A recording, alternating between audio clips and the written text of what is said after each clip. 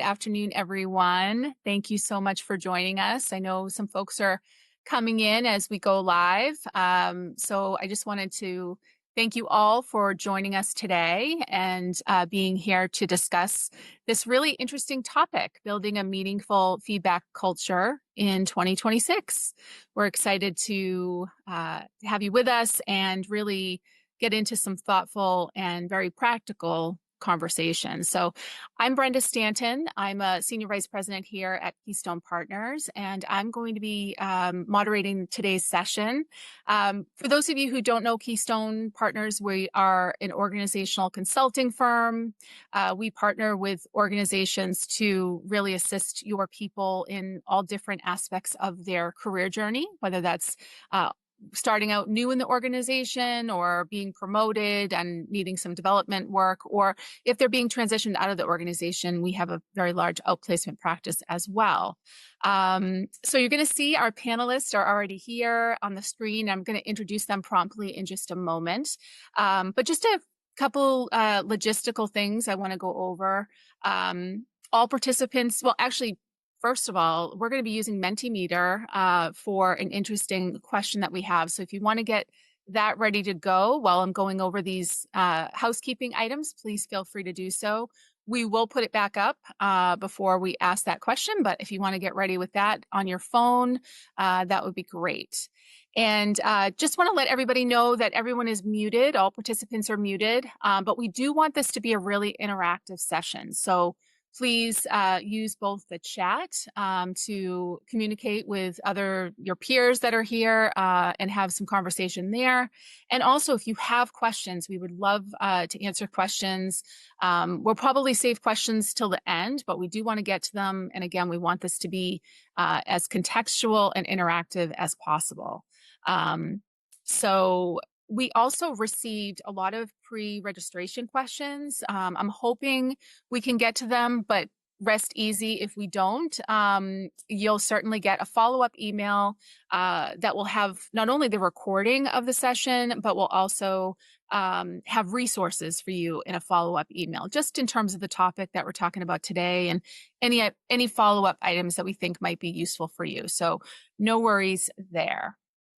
All right. So again, we'll bring the Mentimeter back up so you'll have that before we ask that question. But without further ado, I am really thrilled to introduce our panelists today, my wonderful colleagues here at Keystone. Victoria Rayel is a VP and senior management here at Keystone Partners. And Vicki is really leads our career consulting practice. She works closely with both organizations to help them through leading through change, navigating change.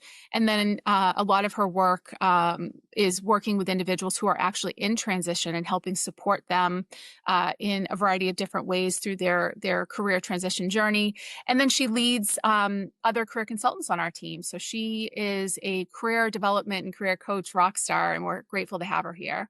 Tony Gambill, he is an executive coach here at Keystone Partners. And Tony specializes in leadership effectiveness, communication, and really helping leaders deliver feedback, which he's a proponent and a huge supporter of how feedback can really thrive in cultures that are built on trust. And he has been known for writing articles on the topic of feedback. And Vicki also has a lot of knowledge in this particular area. So we have the right folks here for this topic. And again, we're really excited. So welcome, Vicki and Tony. Thank you for being here.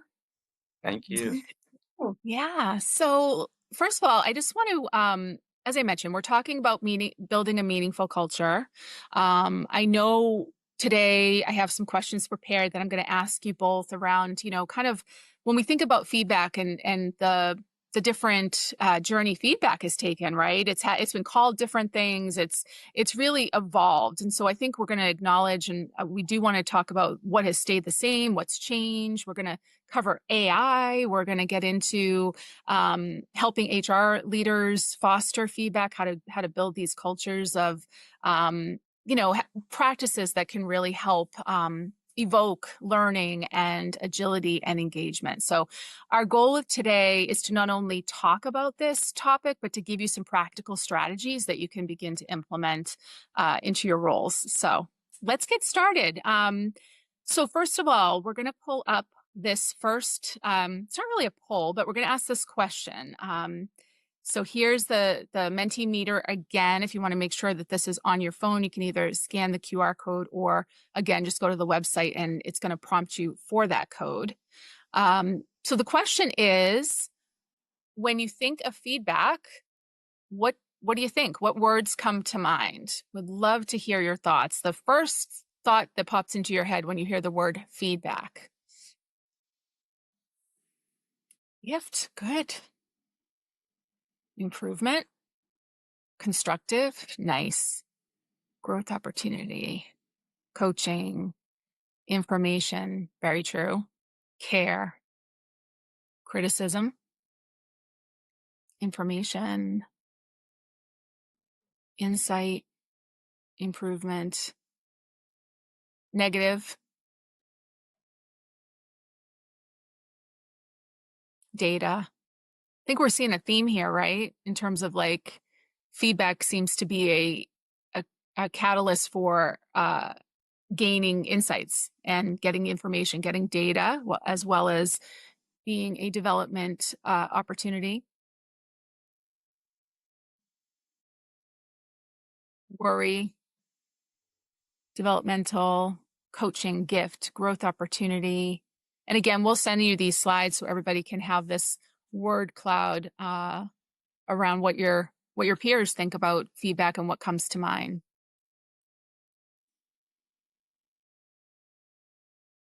Great. So we'll keep this up for a couple more seconds.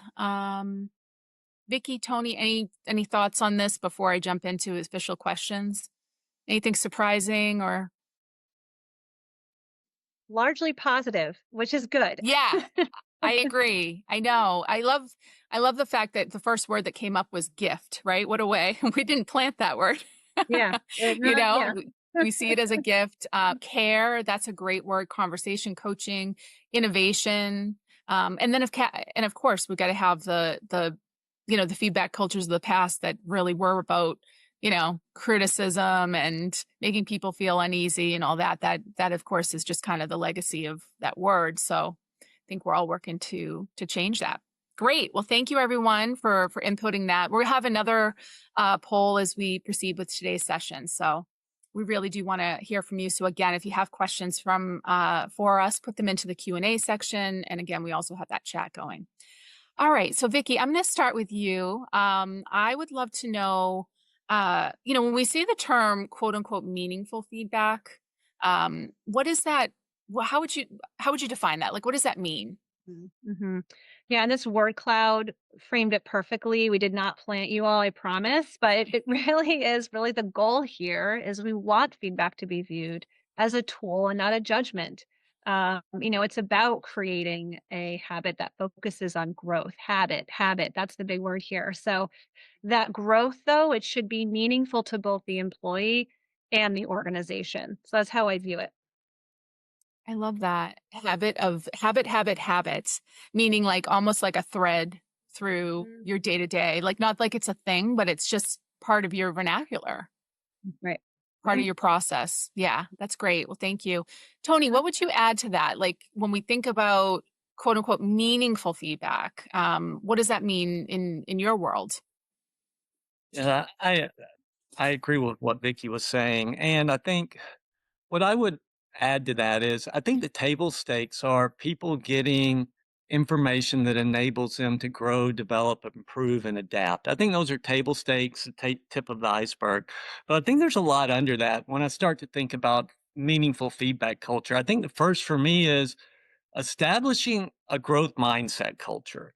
And what that really means is we're working in complex, fast moving, matrix world where we don't have all the information. We need to continually grow and evolve. And none of us all of us have opportunities to continually improve. And the way that we do that is through getting the right information, getting the right data, and working towards that. And we need an environment where that's safe to do that, where we don't have to show up and pretend that we're perfect because we're not. And so creating a growth mindset culture seems to be really important. And then the other piece of a healthy mindset or healthy feedback culture for me is creating an environment where the people receiving the feedback walk away from that conversation with agency and ownership to be able to move forward. And I think that's really important in relation to the way that people are giving received feedback. And the culture of the organization. The other thing is I want to make sure that know that feedback isn't just leader employee. Feedback is feedback to peers, feedback within teams, upward feedback is critically important. And Mhm. managers, as part of their role, or leaders as part of their role, need to be able to continuously give feedback as well. So it's a dynamic nature in relation to that. And I think all those things combined for me start to put us in the realm of a healthy feedback culture.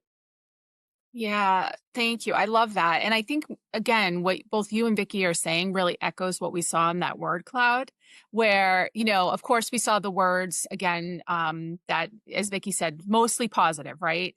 And what you're describing is really coaching, right? A coaching culture. And coaching, I think, gets this feeling of like it's a thing, but it's really not. It's a tool in which to evoke conversation and two-way conversation. That's really what I heard from you as well, is that this isn't a one-sided, listen, I'm going to give you some feedback and tell you why you're not enough, but actually let me not only have a conversation with you and observe and give you some insight into how I see you and how you're doing your role, but also like gain insight back. I saw in the word cloud, there was the word innovation there.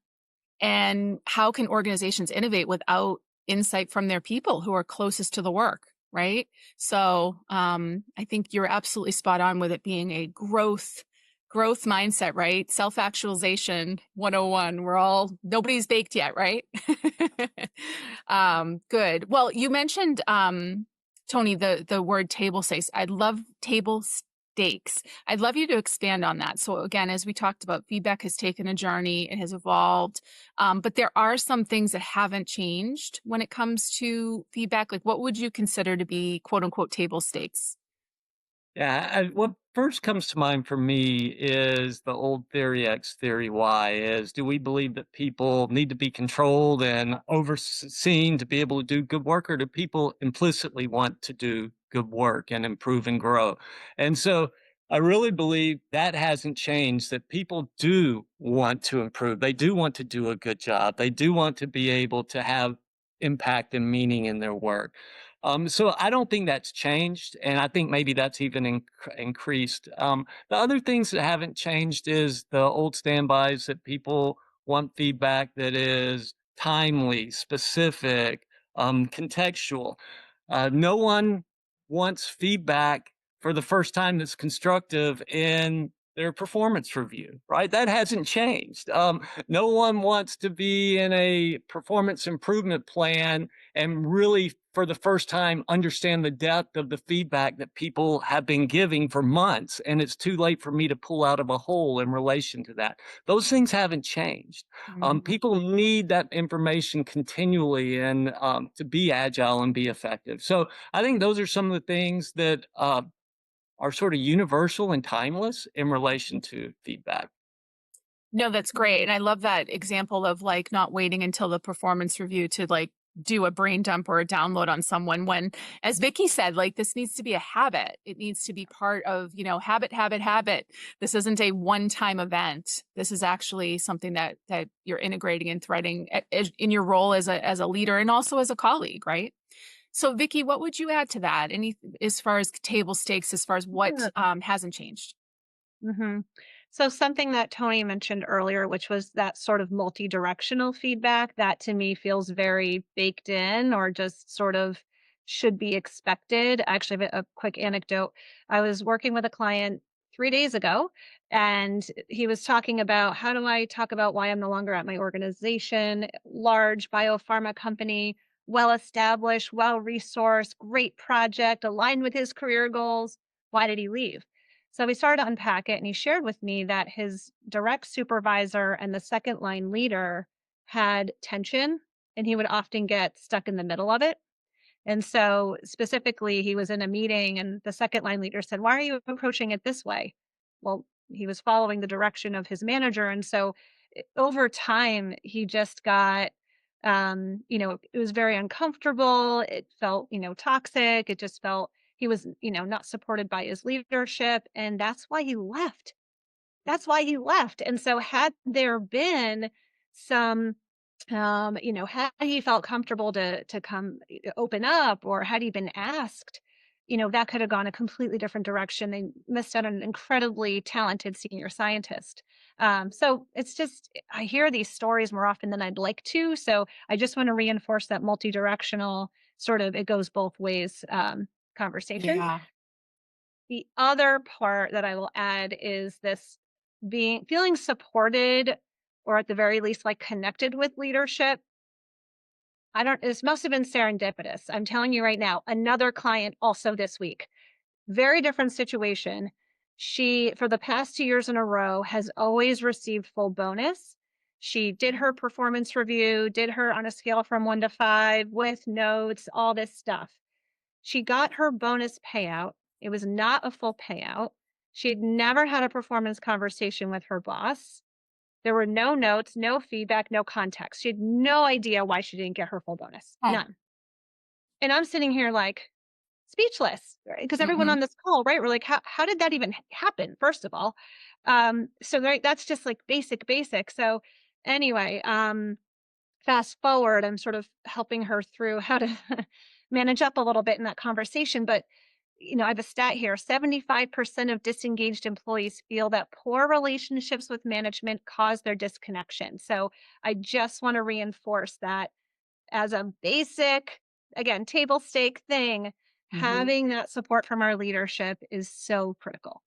Yeah. And I think that disconnect has multiple prongs on it too, right? So it's not just like disconnect from their leader, it's disconnect from the work. It's disconnect from why am I like here literally at this organization? Like what am I doing? And it aligns with what Tony was saying. It's like people do have intrinsic motivation, but in order to tap into that, you have to have conversations. You have to ask. You have to and you should want to, right? It's not just you have to, it's like you should want to because there is so much gold in just understanding people at a deeper level and also just overall retention. I think you just shared a couple of examples, Vicky, that those individuals would be one already left and two, she's definitely probably a threat to leave, right? Absolutely. Yeah. Hmm. And I think I'm hearing, people really want to be seen, heard, understood. And so feedback isn't just necessarily like, let me tell you what you're doing wrong, but let's just have a conversation. So I think we're going to be sounding like I can't even say broken records anymore because that totally dates me, but I get my point. And also I just want to acknowledge Danielle put in the chat. She said, this conversation is making me think about power dynamics. Any thoughts on that, either of you, before I go to the next question? Power dynamics. I think she's meaning like, hierarchies, pedestals, things like that nature. Yeah, it's really interesting for me. One of the things I work with in executive coaching, a lot of executives, and every executive knows that in theory, they don't get a clear picture of what's going on down at the front line, and there's conversations. But almost every executive will tell me, but I'm a little bit different. People trust me. People are sharing with me, and they're not. The power dynamics make it hard to give you upward feedback, make it create a hero, and that's really not serving our leaders very effectively in relation to that. And so, if we are in a authoritative position or a leadership position, we need to understand how difficult it is for people to give us feedback and create avenues and create openings and create safety for them to be able to do so, because it's only serving us to have the data that we need to be able to make the better decisions for the greater good. Mm. Yeah. I just I have to work add here. Oh, go ahead, Vicky, please. I was just going to add, I worked at a place that would provide, you could give anonymous feedback to the skip level manager about your manager so that you felt to try to open up that dialogue. Because yes, if this is the person that's the connector, if this is the person that's going to help, propel, you're at the table, who's getting what for bonus, this is your advocate. Yeah, like there's a lot of sort of career management things that could potentially be at play, or at risk if you get a little too comfortable with that feedback and you're not sure how they're going to receive it. So I'm really glad the power dynamics thing came up, and I Me absolutely too. agree. Yeah. Yeah, I agree. And it's so interesting because I always think about, and this is like my favorite analogy when we think about those layers and the top having access to frontline Mhm. and the show Undercover Boss, right? And I think Mhm. it's still around. I'm totally not aging myself, but Think I so. I crack up about that show because why? It's executives who literally put on, let's be honest, not great disguises. Some of them are better than the others, but they have to literally wear a mask in order to connect with their frontline, people that are again closest to the work. And it does work. Let's be Mhm. honest, right? They do get conversations, they do get insight, they do understand how they can improve. But it's like, why does the disguise have to be there? Why does that barrier have to be there? So there's a lot of dynamics there. So thank you both. I just want to acknowledge the chat. Let's see. ATD just shared about how performance is shared numerical versus narrative, and narrative always has a positive impact, and numerical has a negative impact on performance. That makes a Mhm. lot of sense, right? Because if you're being judged by pure data alone, right, that's just, you know, not what we want. Um, and then Danielle added the blindness and biases that exist within feedback. Yes, very good Mm. point. All right, well, let's switch gears a little bit too. We talked about what stayed the same as far as feedback, but Tony, I'm gonna pass this one over to you first. What's new or different about feedback in comparison to years past? Yeah, I think in the last 5 to 7 years, check-ins have become a ongoing, regular, common thing that people have heard about, that, "Hey, let's have check-ins between the performance review. Let's have quarterly check-ins. Let's move forward." I think so that's one thing. The other thing that is new is I think people are more dependent on others to get their work done successfully because of the nature of work. We're working more in matrix teams in different time zones. Virtual has exploded since COVID, and so in relation to feedback, there's a couple of aspects. Relationships are so important for us to be successful in our role, and maybe more so than ever before. It makes feedback harder to give because we don't want to damage relationships in relation to things. But it also makes it more important because we're relying on so many other people that we need to be more aligned and need to understand people's perspectives so we can be more successful moving forward. Um, and so I also believe that psychological safety has become a really big term lately in relation to work teams primarily, but also feedback. And really, what that means in this context is that people have an opportunity to feel safe in sharing their opinions and perspectives and feel valued in that. And so I think that's become more and more important in relation to it. I think it's always been important, but it's maybe more top of mind, and more of a psychological safety has been a term that has been used a lot more in the last 3 to 4 years.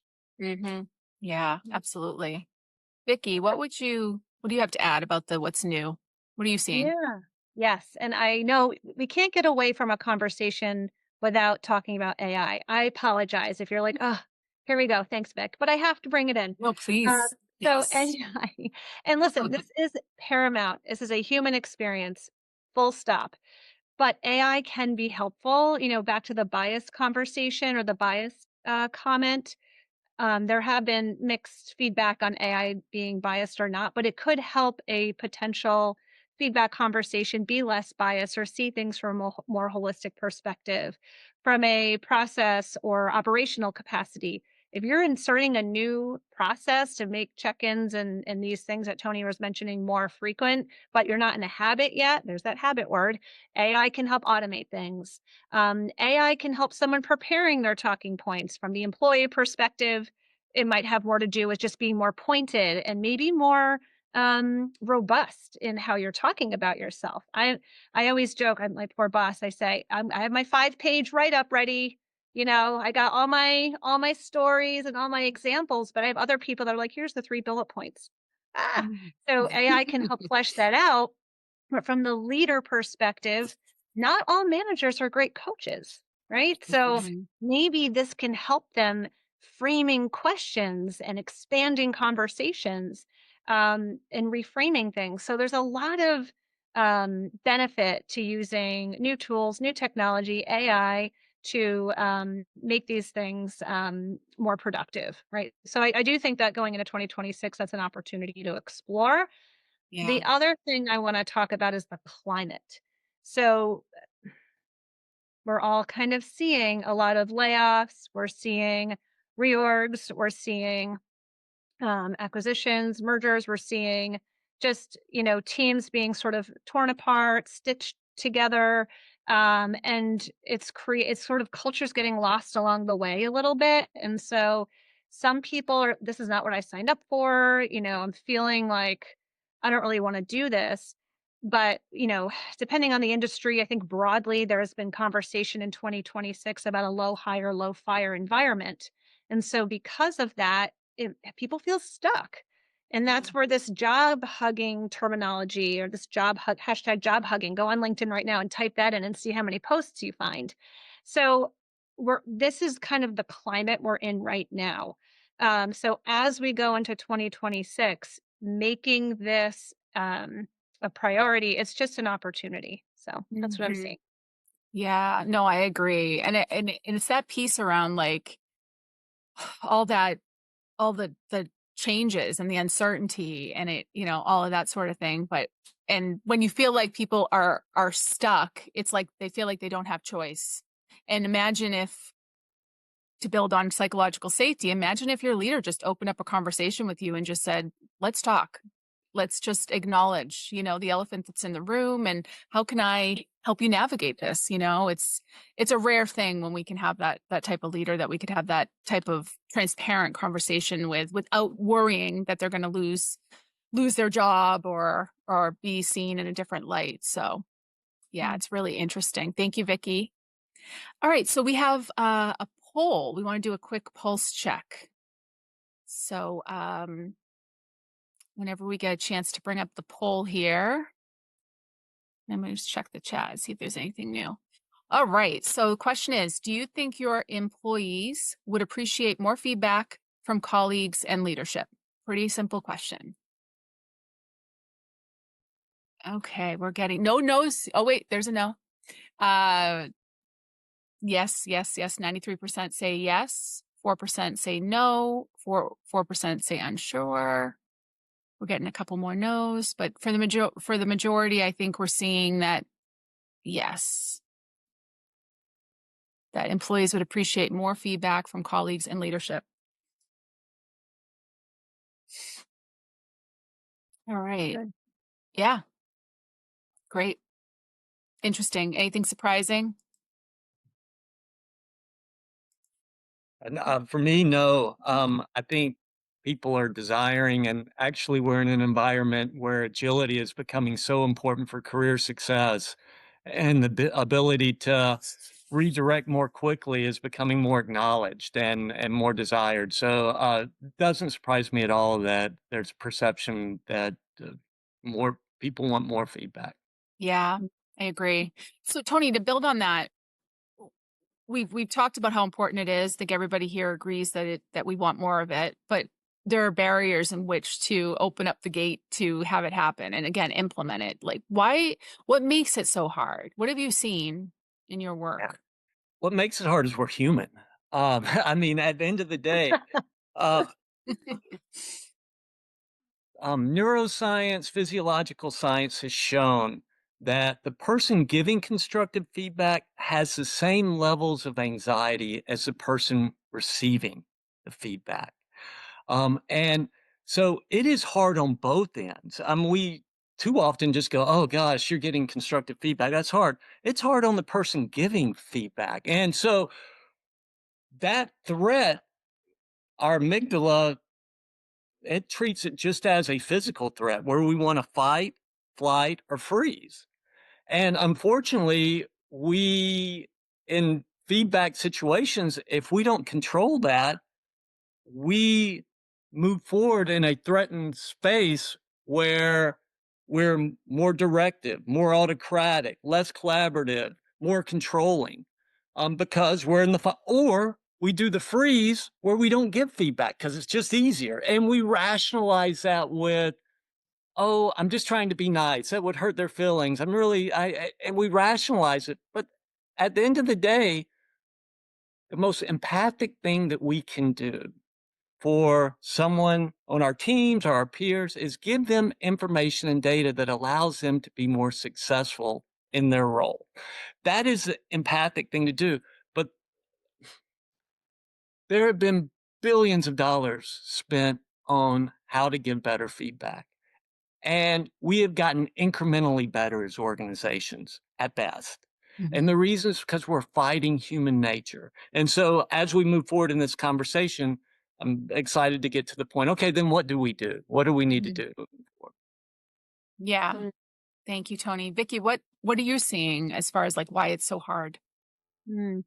Yeah, I do want to circle back to the neuroscience conversation just for a moment. This is something I'm very familiar with, particularly in coaching. Mindset reframing is so critical. So what really feels on the surface like rejection is really just redirection. And so how can we help frame that? And we can start with ourselves right now. I'll give you a very simple reframe, okay? And you can use this in your everyday life. As instead of saying I have to have this performance review, I have to give feedback, I have to prepare for this. I get to. That's that gift thing that you all said in the word cloud. So in normal life, everyday life, I get to take out the garbage. I get to cook dinner. I get to make the bed. I get to do the laundry. But then the more you do that, you're like, actually, it really is a blessing, isn't it? And so it's kind of coming from a state of gratitude. And so I do think the mindset and framing is so critical. So feel free to throw that into your next meeting. The next time you feel like you have to say have, just replace it with the word get and see how that Mhm. changes. Because it takes about from a neuro perspective, it's about 7 to 8 seconds to really switch from that fight, flight, freeze to the right side of our brain, the curiosity, the openness. If you're familiar with the saboteurs, the 5 sage gifts from Shirzad Shamin. So, really trying to do more to engage the sage. So, I think that's the neuro part. There's so much in the science there that really proves that enhancing the gray matter on the right side is the way to go, right? Neuroplasticity, we can rewire, but it does take 6 to 8 weeks of consistent work. So I really hope that people commit to that. The other thing, and I think Tony mentioned it earlier about it's just such a simple thing. We're not asking people how they want to receive feedback. Actually, when I get a new person on my team, I also ask them how they want to be celebrated. I have Mhm. people on my team that do not like a public display. Other people are like, hang up the banners, let's get a cake. So, asking people on the flip side how they'd like to receive feedback right away, part of the onboarding. Oh my gosh, we're already building in that conversation. So, I feel like that's the magic of creating this feedback culture. Yeah. Yeah. No, that's really powerful, Vicky, to just ask people those questions that are so impactful and makes them, I think that contributes to psychological safety too, right there. Right. It's like they're helping shape the culture, not trying to be a pretzel and fit into the culture. Right. So by asking those kind of questions, it helps them shape that culture. I love it. Um, so everything we've talked about, obviously HR leaders are always being pressured to align any type of initiative, investment, program, coaching, whatever it is to create a feedback culture or create more transparent culture. But the case they need to make is always like, how does this impact the business? Tony, I'm sure being on the executive coaching side, like how does leadership impact the business? And Vicky, from a business perspective, like, do you have anything to share in terms of like how you see this impacting the business? Yeah. So, yeah, why this is important. And again, I'll just talk business and actually have some more stats because for those of you that are data people, you're like, yeah, bring on the stats. And then I'll talk qualitative, I promise. I'll also share the link in the chat where these sources came from. Awesome. But by 2024, corporations that regularly provided feedback to employees measured a 14.9% lower turnover rate and a 2.5% productivity increase for feedback receivers. The percentage increase in productivity for teams whose managers had received feedback on strengths was 12.5%. And lastly, employees receiving regular feedback are more engaged, and highly engaged teams, but no surprise, actually increase profits by 21%. I mean, if we are not investing in these things, from time or otherwise, there's data that proves the importance. And so, um, to build on that, why is this?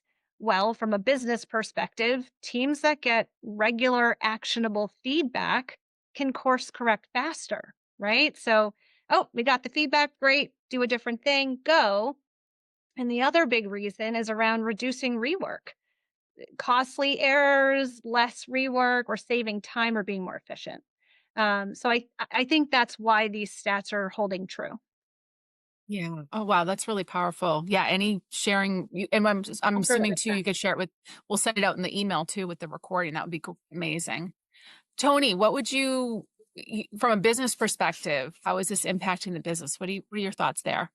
Yeah, I think Vicky nailed it, and so I'll just restate it in maybe a little bit different way. Is that uh, I truly believe that, and companies' best long term advantage is having a workforce or employees that learn, evolve, and develop more quickly than their peers. Mm. In today's constantly changing environment, a an efficiency, people get caught up quickly, or a new idea, people replicate it more quickly than ever. The only way that we can stay ahead of our peers is the culture of our workforce being agile and learn. And you can't do that without there being feedback going multiple directions. That is one of the key tools to be able to accomplish an organization. I mean, there's so many examples of organizations that started out as one organization and today they're leaders in a completely different field, because they were agile and they listened and they moved. And that's happening. Those cycles are happening faster than ever. And so I truly believe it's the only sustainable competitive advantage is having that type of workforce. Yeah, that's powerful. Actually, staying in that vein for a minute, Tony, when we're speaking about the business, like what are some in all your executive coaching engagements and organizational effectiveness work and so in OD and all that sort of thing, what are some common mistakes that you've seen organizations make? Yeah. So I think the first is even in the term giving feedback, that feedback is mostly about accurately telling others how they can improve, adjust, evolve, adapt, or stop doing something. And we've mentioned it earlier. The goal of feedback should not be giving feedback, it should be having a productive feedback conversation. And there's multiple aspects that we need to, all the training goes in, and the tool that I use is SBI. I think that's probably the most used, situational behavior and impact. And that's important about how to give specific behavioral base and talk about the impact. But such a small part of effective feedback. Am I coming into this conversation as a leader or a peer um, with humility and understanding that we have over 70 identified cognitive biases and it's a complex world and I probably only understand one reality of this situation. I need others to fill that in. Are we helping people with the mindset before they come into these feedback conversations? Um, and then within the conversation, starting them off with, hey, I need to talk to you about this, and I need your opinion as well for us to move forward. And so when I start to think about that, it's like, okay, here's the situation. And then what are your thoughts about this situation? What were your challenges in this situation? What don't I understand about this situation? And then, so making sure that you understand that feedback is not just about telling, but maybe asking questions and listening is the most impactful and important part of feedback. And the quadrant that's most important is it's in coaching as well, is letting them lead with solutions. What are your ideas for next steps? How do you think we can resolve this? You always have your voice to put your input in, but leading with questions, because at the very beginning, we talked about what the healthy feedback culture is. And that promotes a growth mindset when you give them opportunities to solve their own problems. It gives them agency. It gives them motivation and ownership to be able to move forward. And it shows that I believe in you, that you're capable of doing that. And so anyway, I think when we talk about feedback, we're too narrow in relation to that. Um, and so that's one aspect. I think Vicky's going to talk on another aspect, so I won't get to it. But that's Okay. definitely one aspect, is looking at feedback more towards understanding it's not just about telling; it's about listening and asking quality questions. Yeah. Wow, that's really powerful, Tony. And it reminds me of the fact that, like, in a lot of organizations, that leaders, once they get into leadership, feel this pressure to have all the answers or feel like they need to know everything. And it's not true, right? True leadership is exactly what we're talking about right now, is having the skills to do exactly what you just said, which is have a two-way conversation and not feel that pressure to know everything, right? Yeah. Yes, and work is too complex, and too often we are getting feedback secondhand or only seeing aspects of it. And Hmm. and that, coupled with our biases that we bring to situation, that all of us do, our perception biases, we need to bring humility to those conversations and understanding that we need their input to have a more accurate, more effective, and better outcomes for all people involved. Yeah, absolutely. Mhm. All right. Yeah. Well, Work on that, Brenda. Can I just add two quick things from a coaching absolutely. perspective? So Please.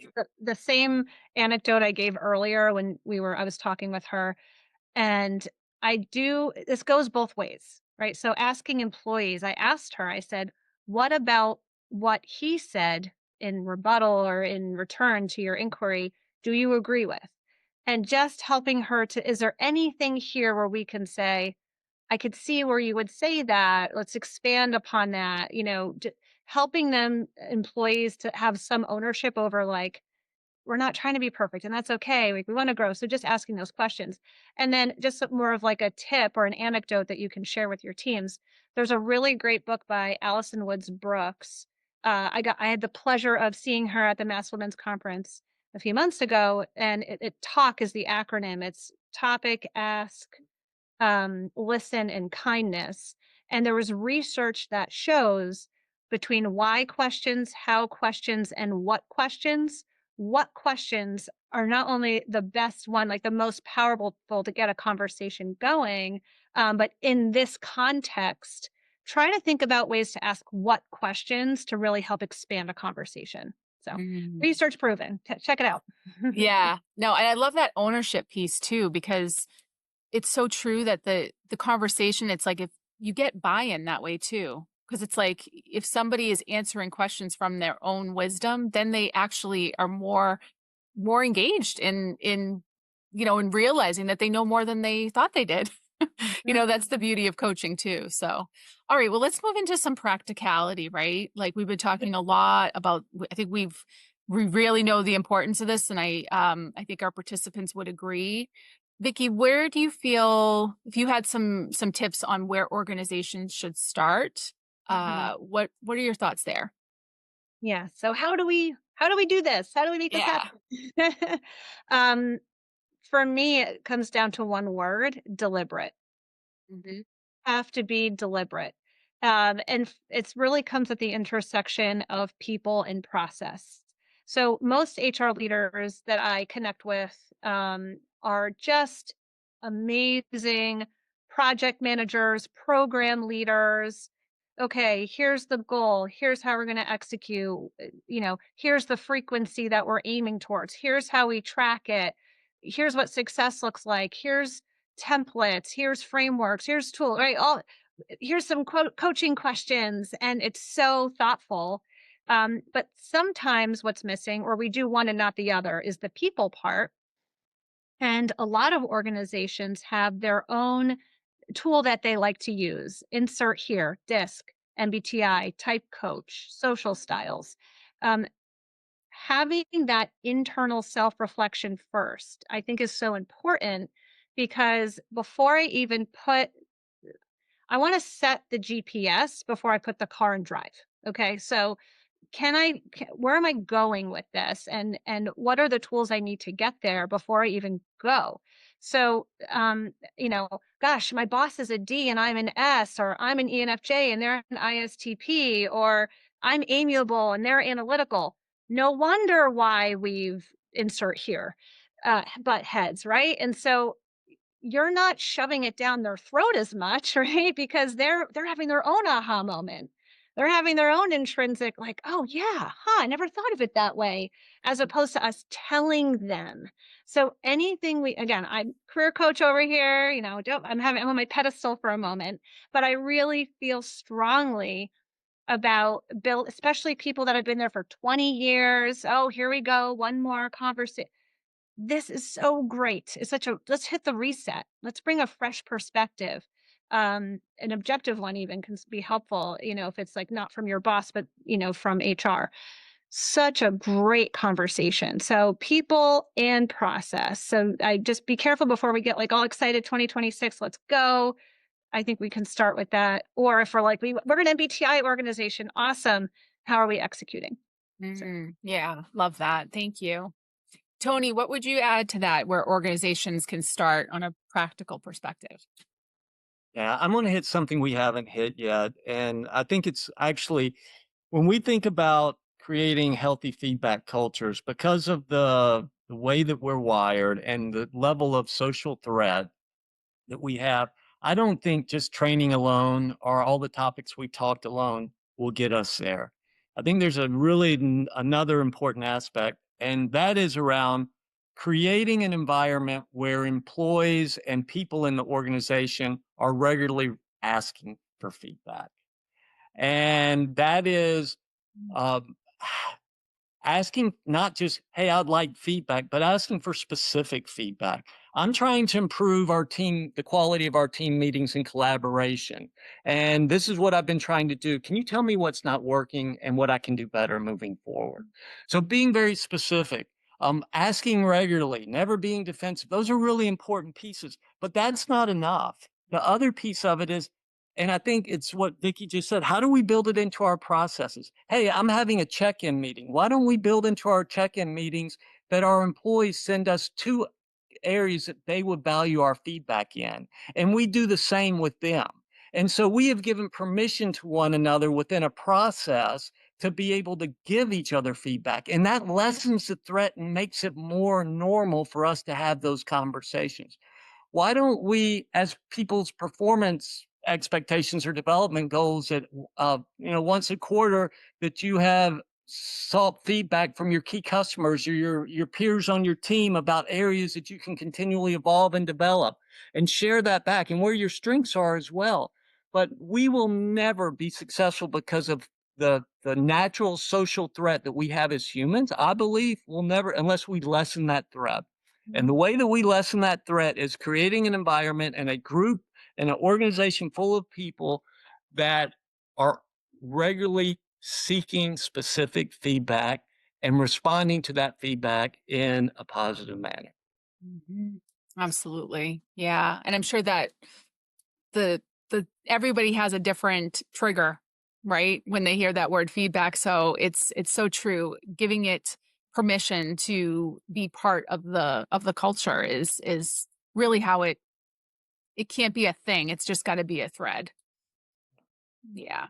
Awesome. Well, we have thank you both. We have a question. So, in real time. So I'll say it and then you let me know who wants to take it first.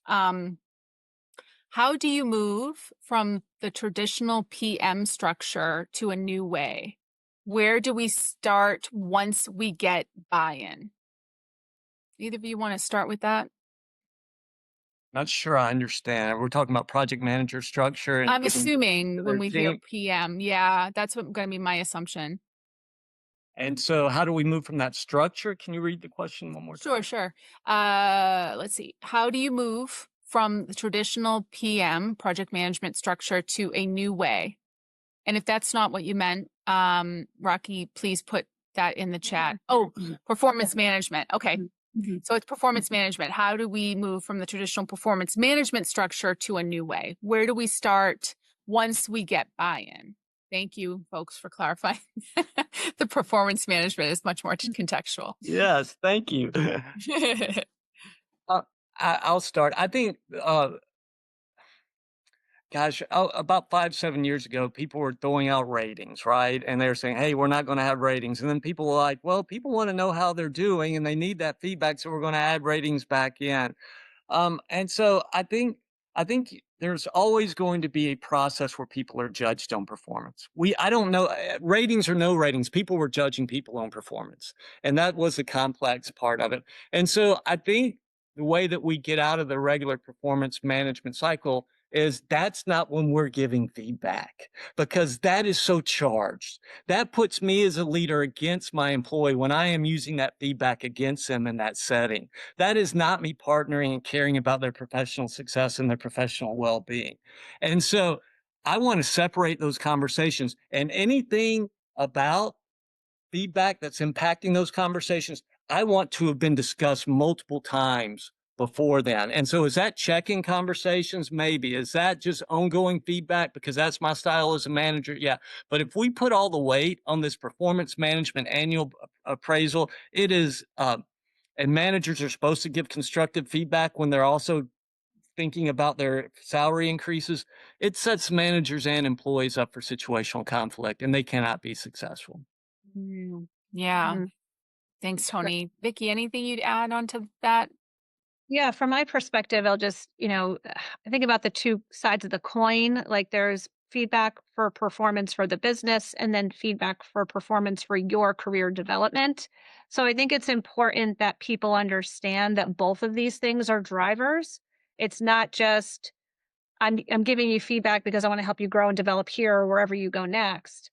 The tide rises all ships, right? Like I the people that I've ever managed have been so happy because I'm like, I just want you to, I'm a career counselor. I can't help it, right? Like I just want you to be happy in your career. What motivates you? What projects make you excited? Like I want you to be happy at work. I actually care about that.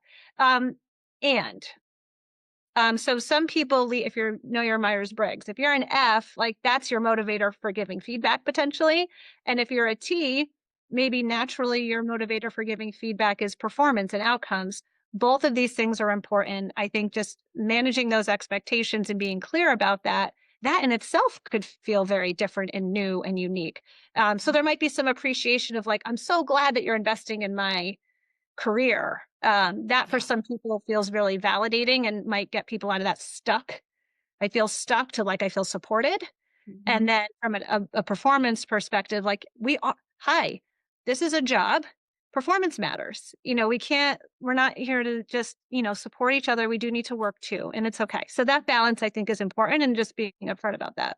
Yeah, yeah, absolutely. Great. Well, we're getting some more questions and we've got some time. So, either of you want to take this one? What's the first step you recommend taking to build a meaningful feedback culture? Just one first step. Who wants to start on that one? You said Tony, you so want to nuggets say? today. Go, Tony. I'm like, which nugget do we pull? Go ahead, Tony. Right. Yeah. So if I were to do one thing, I'm going to give two. I think the first thing that I would do to create a meaningful feedback culture is to ensure that people were actively seeking feedback, and regularly and knew how to do that. I think that is as important as people knowing how to give feedback.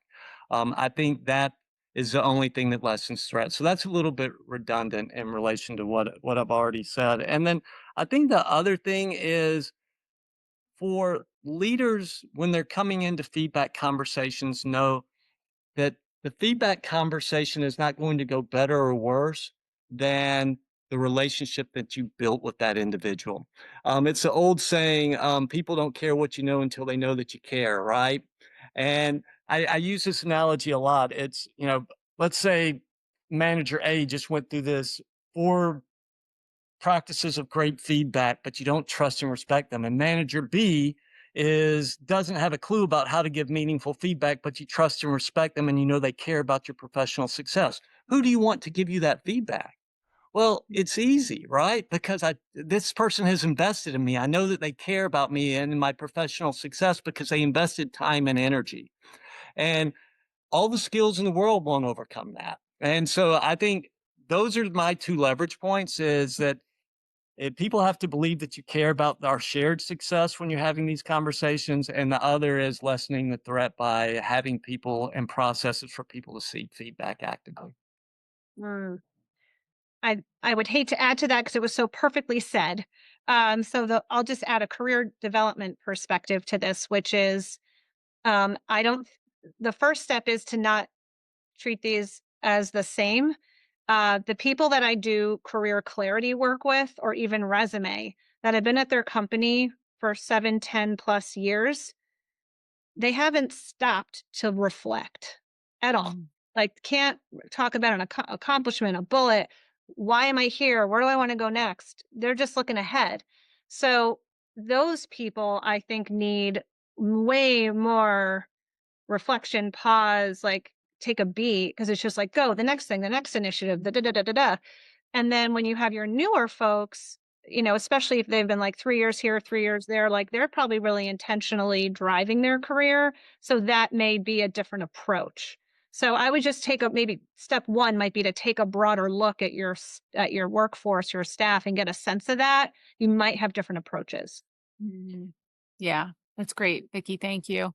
So I know we've only got literally 4 minutes left. And so I'm going to just look at the chat really quick. And if we don't get to everybody's question or we didn't get to the pre-registered questions, just know that we will be sending again the recording and also some additional resources to expand on what we talked about today. Um, Let me just read this one really quick, and maybe both of you can give it a minute answer. Let's see. As an HR professional, how can you prepare leaders and executives to receive negative feedback? In parentheses, it says stay interviews from the team. Defensiveness is an initial response. Can we answer that? We've got 3 minutes left. I want to be respectful of time. I'll just quickly say, and then Tony, please expand so that I'll give you more time. Would be maybe have them do a self-reflection before we give them that feedback so that we can tie in. There's that coaching of like, okay, here are the themes that you mentioned, and we're actually seeing it show up here as well. So you were right on target with that. So it's more of a validation as opposed to a sort of slap on the wrist or feeling judgmental. Yeah. And yeah, absolutely. Thanks, Vicky. Tony. I love Vicky bringing in reflection into this because research shows that feedback and reflection are some of the most powerful ways to grow and evolve. So thank you for bringing that in, Vicky. The second thing I would say is preparing executives for that. I think just an awareness of 2 things. First, if they act defensively, they have set a culture in their organization that is not safe to give feedback, and you will only get positive information. And so understanding that you're undermining yourself because you're not getting the data you need to be successful is really important for them to understand, because unless there's a power dynamic in the organization that success doesn't matter, they will not be successful unless they're getting the data and getting that information. And so we've got to teach leaders about understanding that feedback is something that is a part of your career success and your meaning and your purpose and moving forward, which is a growth mindset. And that's probably where I would start with it. Yeah. Great. Well, thank you both. This has been a really rich and energizing and passionate conversation. I really appreciate both of your input. So we're at time. So as I mentioned, everyone, if we didn't get your questions that were either sent through pre-registration or live, we will be sending some resources along, or just we'll do some direct follow-up with you because we've got your information. And Vicki, Tony, thank you both so much. I know I can speak on behalf of everyone here that this was a really great conversation, very practical, and we're already getting a lot of hearts and appreciation through both the emojis and the chat. So thank you both so much, and have a great rest of your afternoon. Brenda, thank you. You did an amazing job moderating. Thank you so much. Thanks, Tony. Thank you, everyone. Thanks, everybody. Take Bye-bye. care.